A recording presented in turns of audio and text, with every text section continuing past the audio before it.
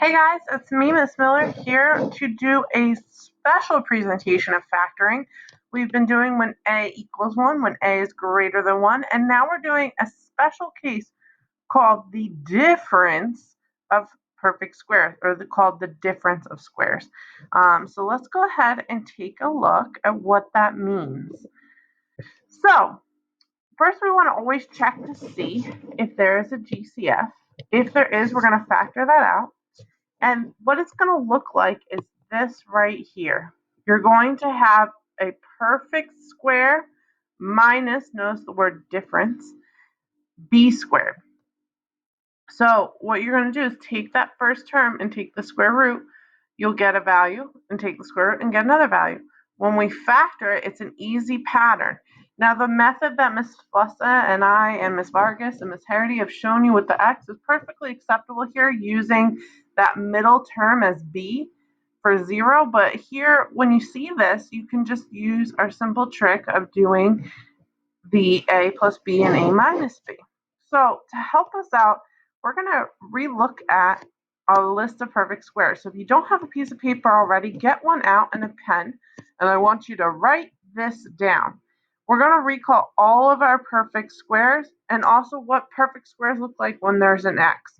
So our perfect squares, we're going to go all the way up to 12. A perfect square is when you multiply something by itself. So 1 squared is 1 times 1, which equals 1. So 2 is 2 times 2, which is 4. This is not 3 times 2, it's rather 3 times 3. I'll write it out here for our 2 is 2 times 2, which is 4. 3 times 3 is 9. 4 squared is 16.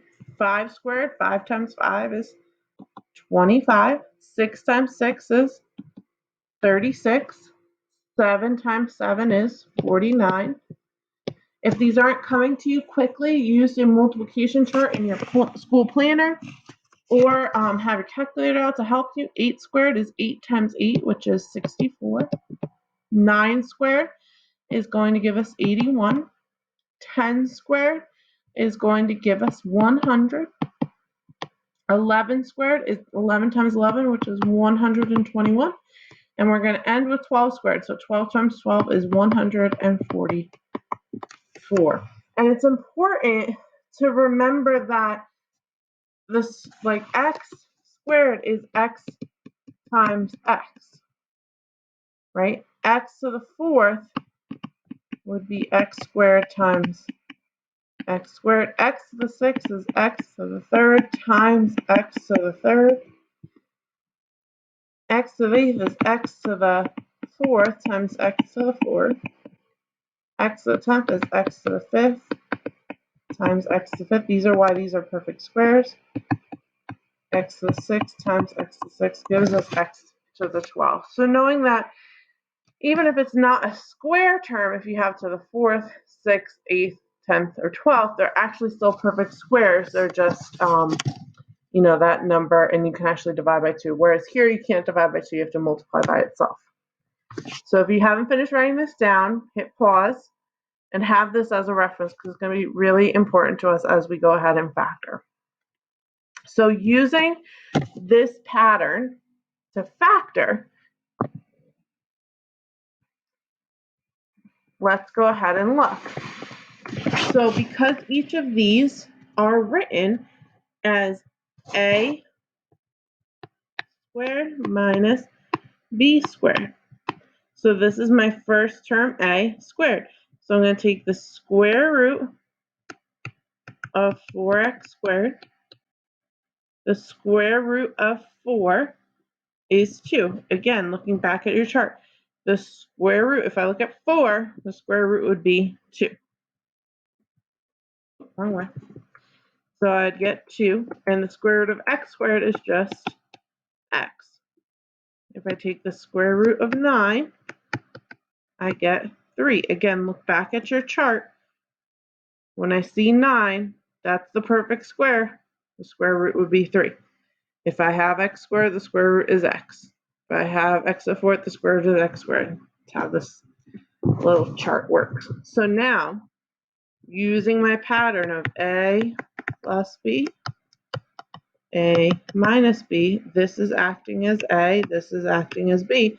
So I have 2x plus 3, 2x minus 3.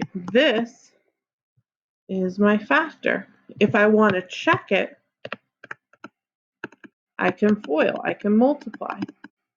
So 2x plus 3 times 2x minus 3. 2x times 2x is 4x squared.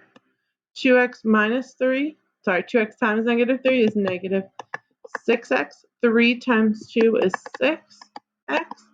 3 times negative 3 is negative 9. And notice negative 6 plus 6, when you combine these like terms, they cancel. So I'm left with 4x squared minus 9, which was my original problem. You don't have to check every time. I just wanted to show you that this was the correct factors. All right, let's do that again. Here I have x squared minus 16. I take my a term, which is x squared, and I'm going to square root it. If I have x squared, the square root will be x. b is equal to 16. I'm going to take the square root. The square root of 16 is 4. So following my pattern, I'll have x plus 4, x minus 4. And you could write it as x minus 4, x plus 4. All right, the last one. Sometimes when we see two variables, we get intimidated, but that's not the case here. We just want to take a look. A here is going to be 25 x to the 6. I know that x to the 6 is a perfect square. 6 itself is not a perfect square, but as an exponent is. And b is 36y squared. So I'm going to take the square root. The square root of 25 is 5. The square root of x to the 6 is x to the 3rd. Square root of 36 is 6. Square root of y squared is y. So when I follow my pattern, I have 5x to the 3rd plus 6y. And I have 5x to the 3rd minus 6y. Again, the reason we're able to do this is there's two terms subtracted, and they are perfect squares. All right, let's just take a look. If you end up with a GCF, what you need to do. So here, 24 and 6 are not perfect squares, so I can't go right ahead to it, but I notice that there is a GCF of 3, greatest common factor, right?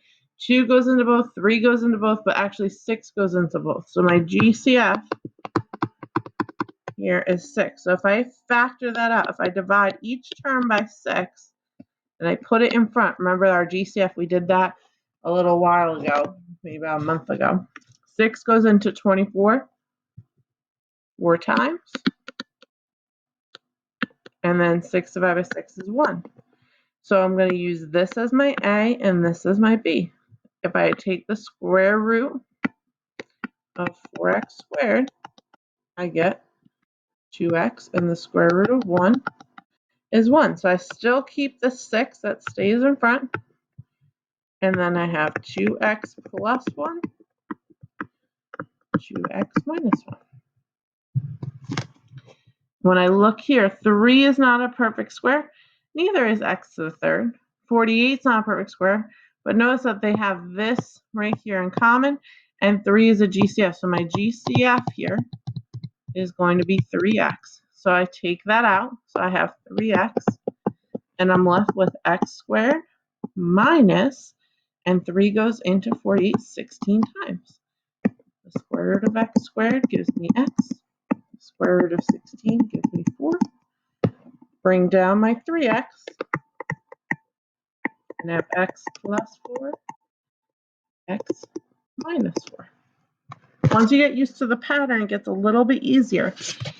Now here I can take out x squared or y squared because they're not like terms, but I do notice I have a common factor in this, and it's going to be 2.